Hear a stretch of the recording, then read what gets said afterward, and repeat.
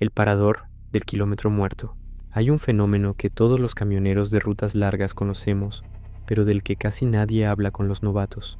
Le llamamos la ceguera blanca o la hipnosis de la carretera.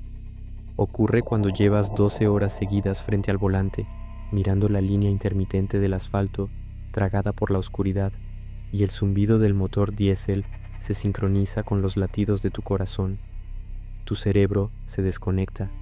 Sigues manejando, sigues tomando curvas, pero tu mente no está ahí, y es en ese estado de trance, entre las 3:00 am y las 4:00 am, cuando la carretera decide mostrarte cosas que no deberían existir. Mi nombre es Roberto, llevo 22 años manejando un tráiler de 18 ruedas, transportando cargas refrigeradas, cruzando el país de punta a punta. Conozco las rutas de memoria, sé dónde hay baches, dónde se esconde la patrulla de caminos y en qué paradores el café no sabe a agua quemada. Era la madrugada de un martes a finales de noviembre. Llevaba una carga de carne congelada y tenía que cruzar el desierto del norte. Había una tormenta terrible. La lluvia caía con tanta furia que los limpiaparabrisas de mi camión, en su velocidad máxima, apenas lograban despejar el cristal por fracciones de segundo. La radio CB, por donde solemos hablar con otros traileros, solo escupía estática y voces lejanas, ahogadas por el ruido de la tormenta. Mis párpados pesaban como plomo, me dolía la zona lumbar y sentía arena en los ojos. Sabía que tenía que orillarme a dormir, pero en ese tramo de la autopista no hay paraderos oficiales en al menos 200 kilómetros. Solo hay arena, cactus y oscuridad. Miré el reloj del tablero, 3:15 am. Me froté la cara con rudeza, intentando mantenerme despierto. Fue entonces cuando vi el resplandor a través de la cortina de lluvia. A un par de kilómetros de distancia parpadeaba un inmenso letrero de neón rojo y amarillo. Las letras estaban algo fundidas, pero logré leer: Parador y Café, abierto 24 HRS. Fruncí el ceño. Llevaba 20 años haciendo esta misma ruta y juraría por la vida de mis hijos que en ese tramo jamás había existido un parador. Pero la fatiga es traicionera.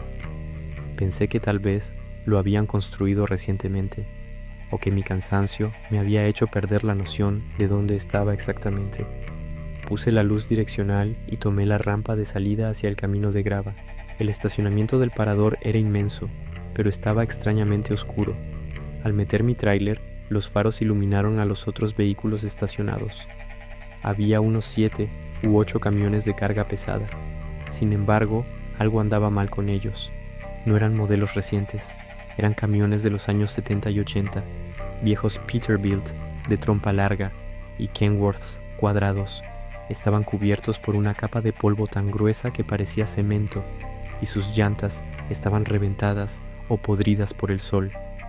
Chatarra abandonada, me dije a mí mismo, intentando racionalizarlo mientras apagaba el motor. El silencio en mi cabina fue ensordecedor. Tomé mi chamarra, cerré el camión con llave y corrí bajo la lluvia helada hacia la entrada del restaurante. Al abrir la puerta de cristal, una campanilla de bronce sonó débilmente. Ding-ling. El interior era un viaje en el tiempo. El suelo era de baldosas de ajedrez blancas y negras, y había cabinas de vinilo rojo a lo largo de las ventanas. El aire estaba caliente, pero no olía a comida recién hecha, ni a café, ni a pan. Olía a encierro, olía a tierra húmeda, a ozono y a ese olor metálico y dulzón que tienen las monedas viejas. A pesar de los camiones abandonados afuera, el lugar no estaba vacío. Había 5 personas sentadas en diferentes mesas. Todos eran hombres vestidos con camisas a cuadros gastadas, chamarras de mezclilla y gorras manchadas de grasa. Traileros de la vieja escuela. Ninguno levantó la vista cuando entré. Todos estaban mirando fijamente sus platos, inmóviles, como estatuas de cera. Me acerqué a la barra principal. Detrás del mostrador, una mujer de unos 60 años, con un uniforme rosa descolorido y una placa que decía Margarita, estaba limpiando una taza con un trapo. Sus movimientos eran mecánicos, lentos, rítmicos. Buenas noches, o madrugadas, dije, tratando de sonar amable y ahuyentar el frío de mis huesos. Margarita dejó de limpiar la taza, levantó la mirada lentamente. Sus ojos me dieron un vuelco en el estómago. Estaban cubiertos por una densa capa de cataratas, tan blancos que parecían hervidos. «Llegas tarde, Roberto», dijo, con una voz que sonaba como si tuviera tierra en la garganta. Me quedé helado. No llevaba ninguna identificación a la vista. Mi nombre no estaba bordado en mi chamarra. «Disculpe, ¿me conoce?», pregunté, dando un paso atrás. Ella sonrió, una sonrisa sin dientes, triste y vacía. Todos los que se quedan dormidos en la Ruta 40 terminan llegando aquí. «Roberto, siéntate, te serviré café». El pánico empezó a bombear adrenalina a mis venas. Quería darme la vuelta y salir corriendo, pero mi cuerpo estaba pesado, letárgico. Me senté en uno de los taburetes de la barra, incapaz de apartar la mirada de ella. Margarita tomó una vieja cafetera de cristal y vertió un líquido oscuro y espeso en una taza frente a mí. El líquido no desprendía vapor, a pesar del frío que hacía afuera. «El baño está al fondo, por si quieres lavarte la cara antes de quedarte», susurró, señalando un pasillo oscuro. Asentí mecánicamente. Me levanté de la barra y caminé hacia el pasillo. Al pasar junto a una de las cabinas donde estaba sentado uno de los otros traileros, me fijé en su plato. No había comida. Había un periódico viejo, amarillento. El titular, fechado en octubre de 1987, decía: «Tráiler se desbarranca en el cañón. No hay sobrevivientes». La foto en blanco y negro mostraba el rostro del hombre que estaba sentado justo ahí, frente a mí. Entré al baño a trompicones y cerré la puerta con seguro. El lugar estaba iluminado por un foco desnudo que parpadeaba frenéticamente. Fui al lavabo, abrí la llave e intenté mojarme la cara, pero no salía agua. Solo soplaba un aire frío y polvoriento por la tubería. Levanté la vista para mirarme en el espejo manchado de sarro.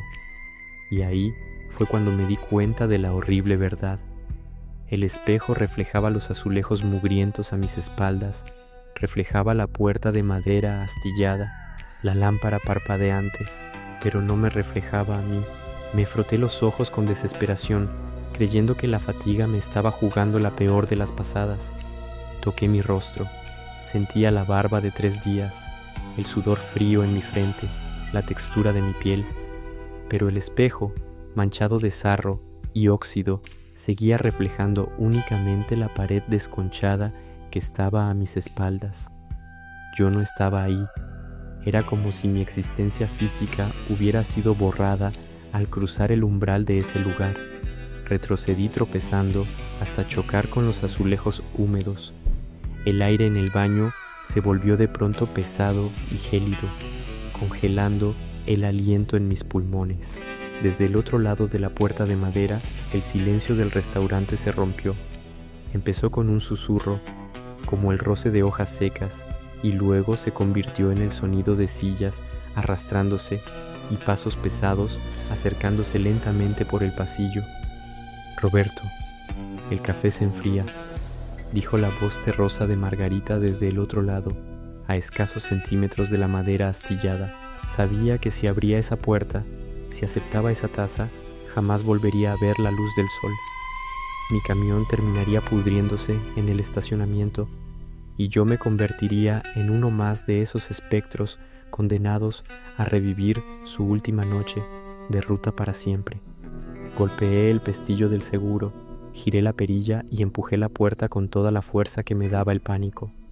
La puerta golpeó a algo duro y pesado del otro lado. Salí al pasillo. Los 5 traileros que antes estaban sentados e inmóviles, ahora estaban de pie, bloqueando el camino hacia la salida. Al verlos de frente, el horror me paralizó. Ya no parecían simples hombres cansados. El individuo que estaba más cerca de mí, el del periódico de 1987, tenía la mitad del rostro aplastada hacia adentro, como si el bloque del motor de su propio camión le hubiera caído encima. El de su derecha tenía la ropa chamuscada y la piel completamente carbonizada. desprendiendo un insoportable olor a carne y diésel quemado. Eran las manifestaciones físicas de sus propios accidentes mortales. «Ya no tienes que manejar, hermano», dijo el hombre carbonizado, extendiendo una mano huesuda hacia mi brazo. «Ya terminaste tu turno». «Quítense», grité, con una voz que no reconocí como mía. El instinto de supervivencia es una bestia salvaje. Agaché la cabeza como un toro embistiendo y me abalancé sobre ellos. Chocar contra sus cuerpos fue como golpear sacos de tierra congelada. No tenían calor corporal. Los aparté a empujones, sintiendo cómo sus manos putrefactas intentaban agarrar mi chamarra, rasgando la tela. Logré salir al área principal del restaurante. Margarita estaba parada frente a la puerta de cristal, sosteniendo esa vieja cafetera con líquido oscuro. «Nadie sale del kilómetro muerto, Roberto», susurró, y esta vez sus ojos blancos parecieron brillar en la penumbra. No me detuve. Agarré uno de los pesados taburetes de la barra y lo arrojé contra el ventanal que daba al estacionamiento. El cristal estalló en 1000 pedazos con un estruendo ensordecedor. Me lancé por el hueco, cayendo de bruces sobre el asfalto mojado. La lluvia helada del desierto me golpeó la cara y nunca en mi vida me había sentido tan agradecido de sentir frío. Significaba que todavía estaba vivo. Me puse de pie a trompicones y corrí hacia mi camión. A mis espaldas escuchaba el crujir de los cristales rotos.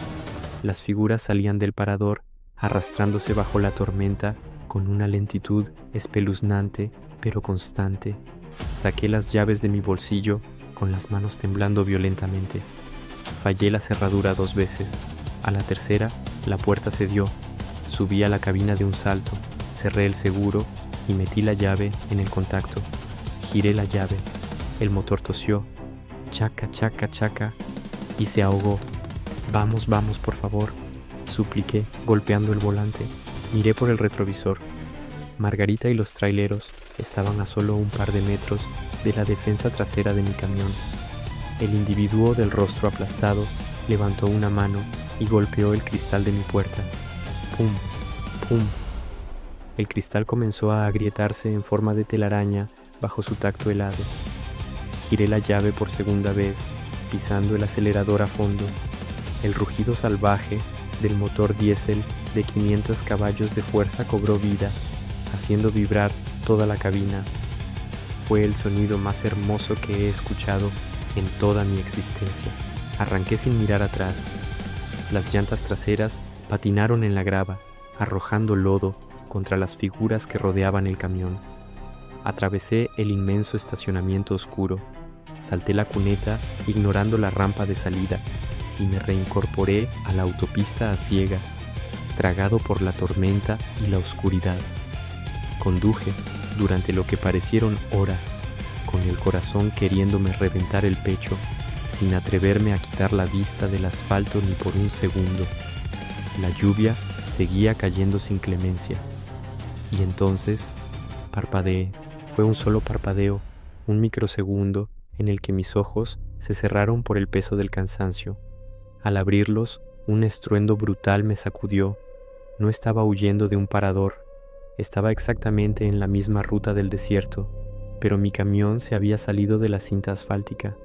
Estaba derrapando a 90 kilómetros por hora hacia el borde de un barranco que caía más de 50 metros hacia el fondo del cañón. Di un volantazo con todas mis fuerzas hacia la izquierda y pisé el freno a fondo. El tráiler coleó violentamente. La caja refrigerada chilló amenazando con volcar el camión entero.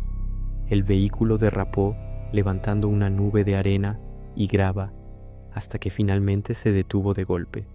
La defensa delantera de mi camión quedó colgando en el vacío, a menos de medio metro de la caída mortal. Me quedé allí, agarrado al volante, hiperventilando, bañado en sudor frío. Me había quedado dormido. Todo, el parador, Margarita, los espectros, todo había sido una pesadilla lúcida, producto de la hipnosis de la carretera y el cansancio extremo. El cerebro advirtiéndome que estaba a punto de morir. Al menos eso intenté decirme a mí mismo para no volverme loco. Llamé por la radio a los servicios de emergencia para que me ayudaran a sacar el camión del borde e intenté calmarme. Fue entonces cuando quise encender la luz interior de la cabina. Al estirar la mano, mi manga se enganchó en algo. Miré hacia mi brazo derecho. Mi chamarra gruesa estaba rasgada. Tenía 3 cortes profundos en la tela, como si alguien me hubiera agarrado con fuerza. Pero eso no fue lo que me hizo abandonar los camiones de ruta para el resto de mi vida. En el portavasos de mi tablero, justo al lado de mi estéreo, había una taza de porcelana blanca. Era vieja, manchada, y contenía un líquido oscuro y espeso que olía a tierra y a café quemado. Y debajo de la taza, prensada contra el plástico, había una nota de papel amarillento con una caligrafía temblorosa que decía: «Te esperamos a la vuelta, Roberto».